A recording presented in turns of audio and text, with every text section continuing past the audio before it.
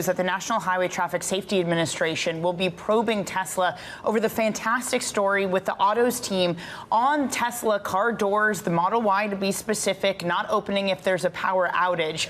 What would this mean for Tesla, and what do you make of the fact there hasn't been much of a share price reaction off the back of that probe?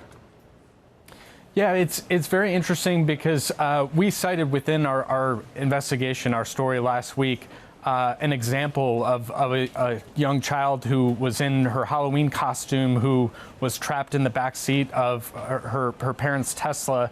That is almost verbatim what the National Highway Traffic Safety Administration is describing here as it opens this probe, this issue of Tesla owners, their vehicles losing battery, and Tesla itself acknowledges in its owner's manuals and in documents that it shares with first responders that, look, our doors just don't open from the outside if our vehicles don't have power.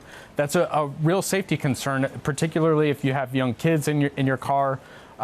This is, leading NHTSA to open this investigation. And I would say, it's not necessarily the case that defect investigations are market moving because they tend to take a really long time to play out.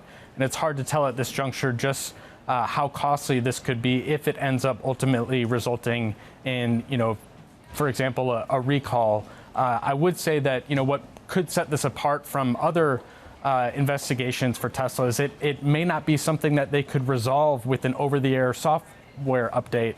And if that's the case, if they actually have to, make some physical change to their vehicles, that could be costly for the company.